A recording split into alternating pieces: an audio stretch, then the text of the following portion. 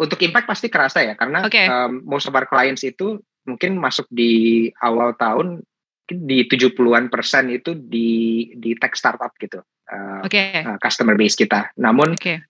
pas udah awal-awal tech winter kita lihat nih di US kan awalnya, terus baru merambat ke Indonesia, kita adjusted our focus. Sekarang itu kebalik, jadinya 70% justru yang non venture backed.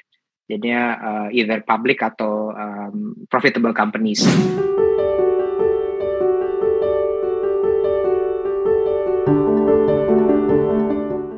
Discussion kembali hadir bersama saya Yeni Yusra, dan kali ini kita akan berbincang-bincang dengan Wisnu Nugrahadi, CEO dan co-founder dari Staff Inc. Hai Wisnu, apa kabar? Halo Mbak Yeni, baik.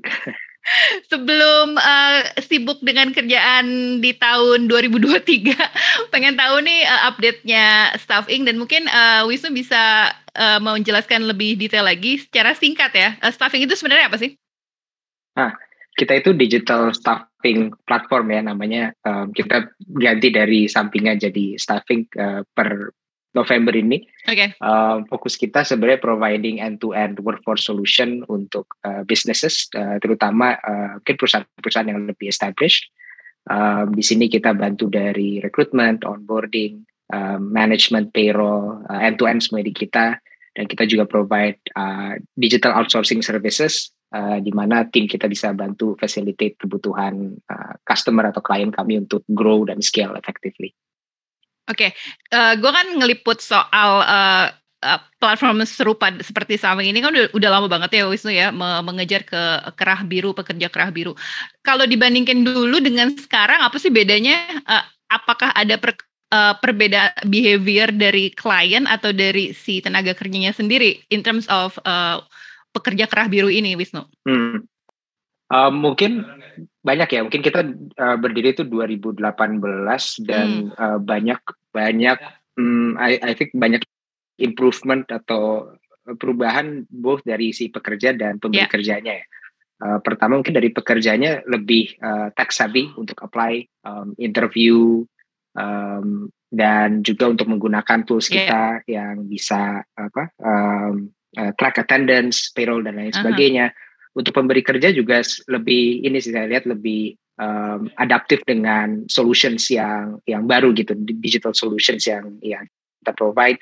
Mungkin sebelumnya masih belum nyaman dengan adanya proses pendaftaran, bahkan signing kontrak itu masih diharapkan offline. Sekarang semuanya udah open buat online dan visibility-nya juga buat mereka lebih tinggi. Jadinya adoption ke teknologinya jauh lebih tinggi both dari pemberi kerja dan pencari kerja. Kalau dulu kayaknya ngelihat ini adalah platform langka, kalau sekarang kayaknya jadi normalize apa yang dibutuhkan oleh klien dan si user ini ya, platform seperti Staffing ini ya. Tapi Wisnu, saat ini kan kalau kita lihat kan di dunia tech ya, banyak banget layoff nih. Itu mempengaruhi ke pekerja kerah biru nggak sih? Atau ternyata tidak berpengaruh sama sekali, Wisnu? Kalau kita lihat sih di platform kita ada beberapa functions yang affected sama beberapa yang justru nggak terlalu affected ya.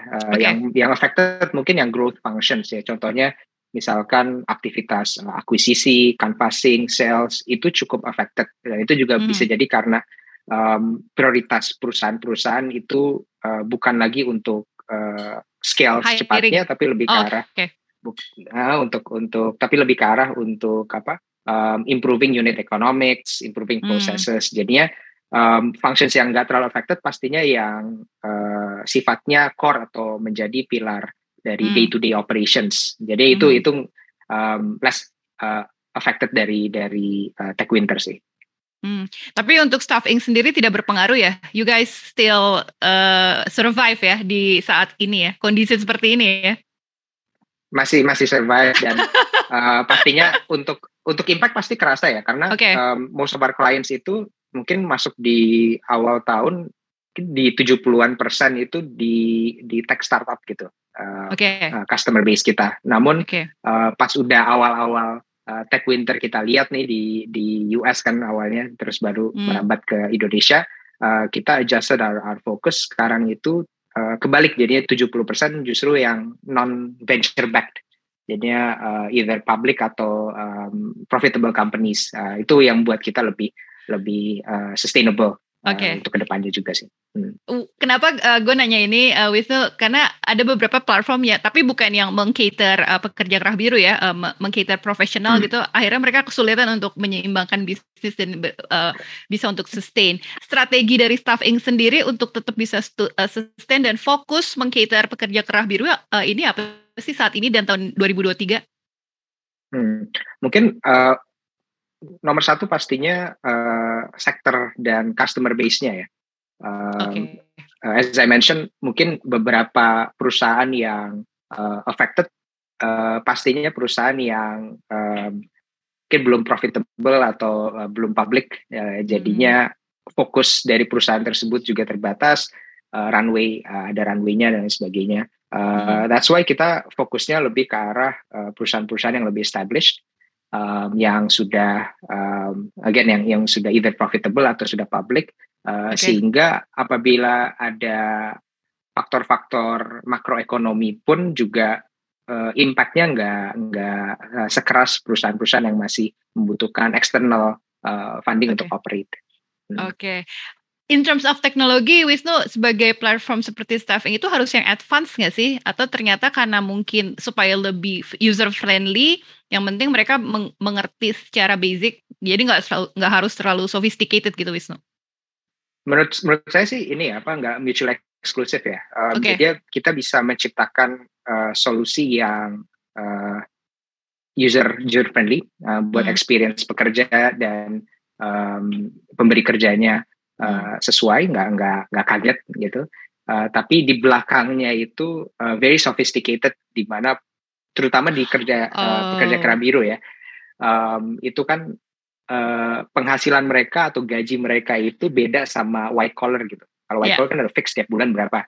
Kalau kerah biru kan bisa berdasarkan performanya, bisa berdasarkan dia masuk hari ini masuk, besok nggak masuk, maka hitungannya juga akan berbeda, overtime dan lain sebagainya. Nah, itu hal-hal yang kita identify dari awal, dan tools yang kita create, very sophisticated tools itu untuk bisa enable hal-hal tersebut bisa di-capture dengan mudah di satu source of truth, sehingga kemungkinan error atau kemungkinan tidak sesuai pas hari penggajian itu sangat minim.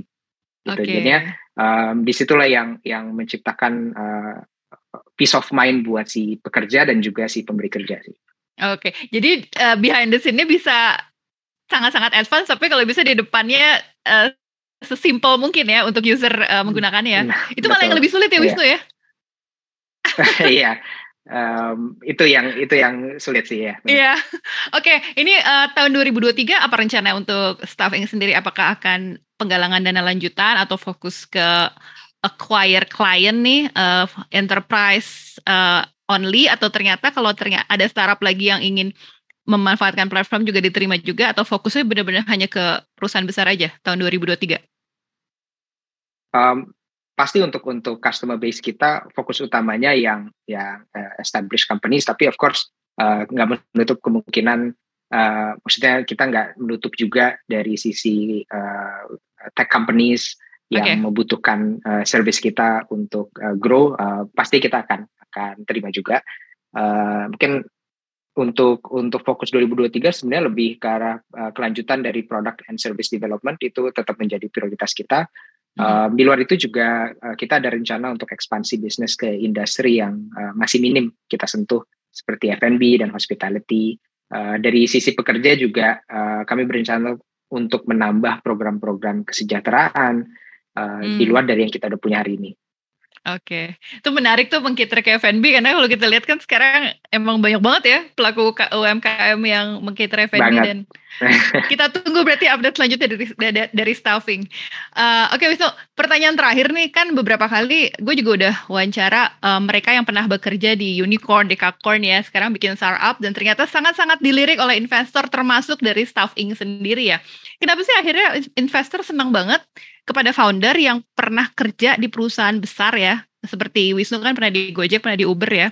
Apa karena Wisnu punya mindset yang super agile, atau nama besar itu mempengaruhi kredibilitas Wisnu saat ini ketika membangun Staffing? Pertama mungkin saya cukup beruntung ya bisa masuk di kedua perusahaan tersebut di stage yang sangat awal dan bisa participate melalui multiple stages of the company dalam waktu yang sangat singkat. Gitu. Yeah. Di situ saya banyak belajar yang what to do, what not to do. Jadi bisa di-apply juga buat di perusahaan saat ini gitu di staffing tanpa harus melalui learning expense yang tinggi lagi gitu. Pastinya semua orang akan mengalami kesalahan, kegagalan dan lain sebagainya. Dan kita juga melakukan banyak kesalahan lah. Namun kesalahannya menurut saya kalau misalnya saya tidak masuk ke perusahaan-perusahaan tech yang menjadi unicorn, dekakon dan seterusnya, mungkin banyak kesalahan yang akan saya lakukan, lebih banyak kesalahan yang akan saya lakukan ketimbang kalau misalkan sudah melalui proses tersebut sih. Dan saya rasa itu sih the cost of learning-nya mungkin investor akan lebih tertarik karena untuk kita ini sudah melalui banyak proses tersebut lah. Tahan banting juga ya. Di sini tahan banting juga betul. Oke, tapi buat Wisnu sendiri itu penghargaan atau accomplishment sendiri atau malah jadi pressure Wisnu? Karena high expectation banget nih dari visi nih. Lo X ini mestinya lo ngerti dong kayak gini-gini, atau ternyata visi cukup baik-baik, cukup menerima gitu apapun yang terjadi dengan founder yang pernah bekerja di perusahaan ternama gitu. Ada high expectation nggak sih dari mereka? Untuk high expectation sebenarnya karena high expectation yang dikarenakan sebelumnya bekerja di perusahaan background tersebut sebenarnya saya nggak pernah ngerasain ya. Tapi pastinya mungkin dan juga pasti challenges di masing-masing perusahaan, masing-masing stage itu akan berbeda ya. Namun mungkin ya itu sih sebelumnya karena masuk di Gojek dan Uber pas awal-awal banget dan bisa witness sampai unicorn eventually dekakon, itu pastinya bisa melalui periode-periode di mana kalau misalnya di perusahaan yang lebih konvensional butuh waktu 10-20 tahun untuk nyerap semua informasinya, ini bisa dalam beberapa waktu yang jauh lebih singkat gitu. Dan mungkin ekspektasinya lebih ke arah bebannya bukan dari luar tapi dari internal gitu. Kalau misalkan dari saya sendiri gimana caranya bisa mengembangkan perusahaan ini bisa lebih maju lagi, lebih cepat lagi. Itu sih sebenarnya. Seru ya, Wisnu. Gue sih ngeliatnya ke depannya akan lebih banyak lagi ya the next generation founder yang dari XX perusahaan gede ini ya.